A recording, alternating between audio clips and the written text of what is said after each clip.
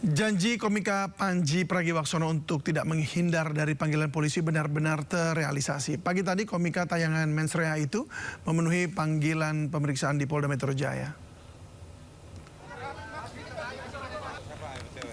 Komika Pandji Pragiwaksono tiba di Polda Metro Jaya didampingi kuasa hukumnya Haris Azhar sekitar pukul 10 pagi tadi. Dan kedatangan Pandji di Direktorat Kriminal Umum untuk memberi klarifikasi soal tayangan Mensrea. Tidak banyak berkomentar, Pandji hanya menyatakan akan menjalani seluruh pemeriksaan dan menjawab seluruh pertanyaan. Sebelumnya Pandji dilaporkan sejumlah pihak atas dugaan penghasutan hingga penistaan agama.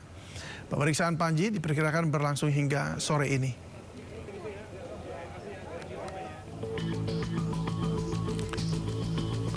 Pandji dilaporkan 5 pihak terkait tayangan Mensrea, diantaranya Angkatan Muda NU, Aliansi Pemuda Muhammadiyah, juga sejumlah organisasi lainnya. Polda Metro Jaya telah memeriksa puluhan saksi dalam perkara tersebut. Sebelumnya komika Pandji juga telah mendatangi kantor MUI untuk bersilaturahmi dan berdialog mengenai tayangan Mensrea. Pandji yakin karyanya dalam stand up Mensrea bertujuan hanya untuk hiburan.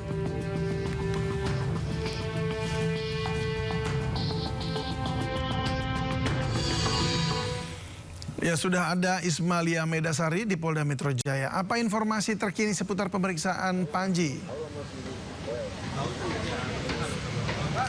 Ya, selamat sore David dan juga pemirsa. Betul sekali, hari ini komika Pandji Pragiwaksono dipanggil di Polda Metro Jaya untuk dimintai klarifikasinya mengenai materi stand up komedinya yang bertajuk Mensrea. Dan pada hari ini sudah pukul 16.53, ini kira-kira sudah ada 6,5 jam lebih Pandji masih diperiksa di Polda Metro Jaya, terutama di gedung Krimum Polda Metro Jaya, karena tadi pagi Pandji datang sekitar pukul 10.15. Ketika datang, David dan juga pemirsa, tadi Pandji tidak terlalu banyak berkomentar karena memang dirinya mengatakan akan mengikuti prosedur dan nantinya akan berbicara setelah selesai diperiksa dan akan berbicara kepada awak media. Yang kita ketahui juga, David dan juga pemirsa, Pandji ini dilaporkan ke Polda Metro Jaya atas 5 laporan, salah satunya yakni penistaan agama dan juga penghasutan. Dan para pelapor mengklaim bahwa materi yang dibawakan oleh Pandji Pragiwaksono dalam stand up komedinya bertajuk Mensrea ini dapat memecah belah bangsa. Dan sampai saat ini kami masih menunggu kehadiran Pandji atau selesainya Pandji diperiksa di Polda Metro Jaya. Kita akan mendengarkan bersama-sama apa saja yang nanti ditanyakan, apa saja yang ditanyakan oleh penyidik Polda Metro Jaya kepada Pandji Pragiwaksono. Nanti akan kami laporkan kembali kepada David dan juga pemirsa. Kembali ke Anda, David. Ya, baik Ismalia, terima kasih. Kami tunggu update selanjutnya. Selamat bertugas kembali.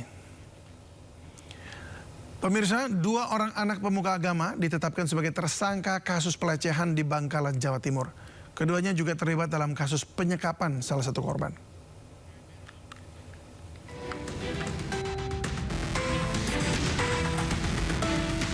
Polisi menetapkan 2 orang tersangka pelecehan, yakni UF dan SU, kakak beradik yang juga anak salah satu pemuka agama di Bangkalan, Jawa Timur. Kedua tersangka menyerahkan diri dengan diantar pihak keluarga lalu dibawa untuk dilakukan penahanan di Mapolda Jawa Timur. Dari hasil penelusuran keluarga korban, setidaknya sudah ada 7 santriwati yang mengaku jadi korban pelecehan. 2 diantaranya sudah melaporkan kejadian ke polisi. Selain pelecehan, keluarga korban menyebut kedua tersangka juga terlibat dalam kasus penyekapan terhadap salah satu korban sebagai bentuk intimidasi tersangka. Keluarga korban berharap pihak kepolisian bisa mengusut tuntas kasus. Dari Bangkalan, Jawa Timur, Taufik Syahrawi News melaporkan.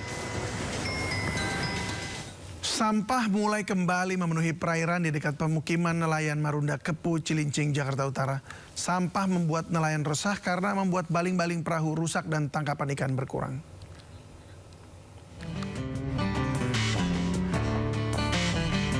Sampah memenuhi aliran air di muara dekat permukiman nelayan Marunda Kepu, Cilincing, Jakarta Utara.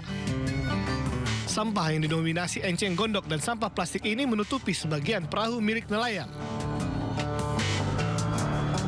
Akibat banyaknya sampah, membuat nelayan di lokasi ini menjadi resah karena sampah terkadang tersangkut di baling-baling perahu hingga membuat rusak dan sampah membuat tangkapan ikan juga berkurang.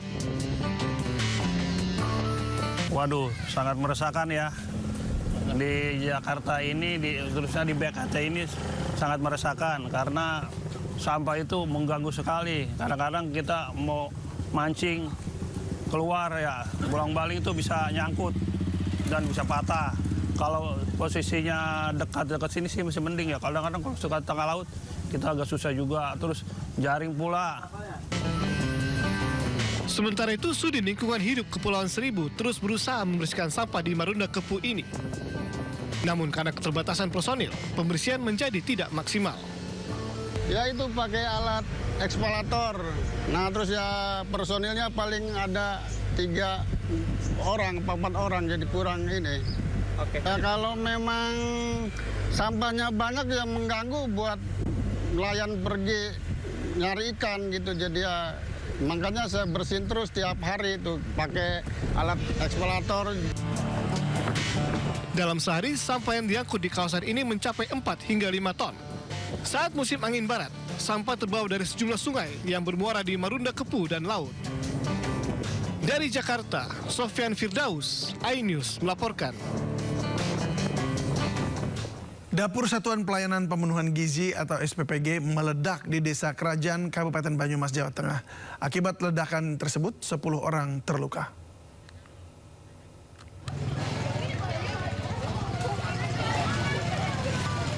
Warga merekam detik-detik pasca terjadi ledakan dapur SPPG di Desa Jerajan, Kabupaten Banyumas, Jawa Tengah. Ledakan di dapur SPPG tersebut membuat sejumlah warga panik.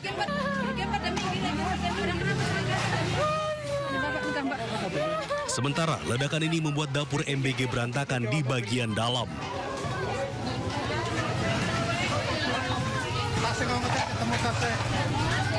Beberapa korban menangis dan berusaha ditolong warga sekitar. Ledakan terjadi sekitar pukul 10.40 pagi. Saat itu mesin pengering ompreng atau oven sedang digunakan untuk proses pengeringan. Kalau saya ada di balai desa ini kan jaraknya sekitar 50. Oh, kedengaran. Sangat keras. Sangat keras untuk kami di balai desa. Bunyinya ledakan itu. Berapa kali, Pak? 1 kali. Terus korbannya berapa? Sekitar berapa? Hanya lukanya sudah dievakuasi ke puskesmas. 12 orang. Seluruh korban langsung dievakuasi dan dibawa ke puskesmas terdekat untuk mendapatkan penanganan medis. Total ada sekitar 10 orang yang sempat dibawa ke puskesmas. Kini kasus tersebut dalam penyelidikan aparat Polresta Banyumas. Dari Banyumas, Jawa Tengah, Saladin Ayubi, iNews melaporkan. Puluhan warga di Depok, Jawa Barat protes karena kepesertaan BPJS Kesehatan mereka diduga dinonaktifkan. Informasinya akan hadir usai jeda berikut ini.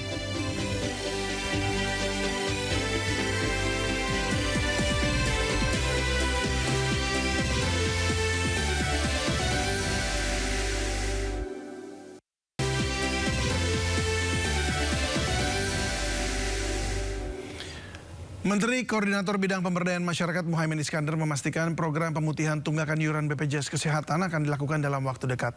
Target pelaksanaan pemutihan BPJS Kesehatan ini mundur dari sebelumnya yang ditargetkan bisa diterapkan di akhir tahun 2025. Caimin menyebut saat ini pihaknya bekerja sama atau bersama dengan kementerian dan lembaga terkait masih melakukan penyempurnaan sistem tata kelola. Dan hal ini diperlukan untuk memastikan kebijakan pemutihan tunggakan BPJS Kesehatan dapat berdampak baik kepada masyarakat.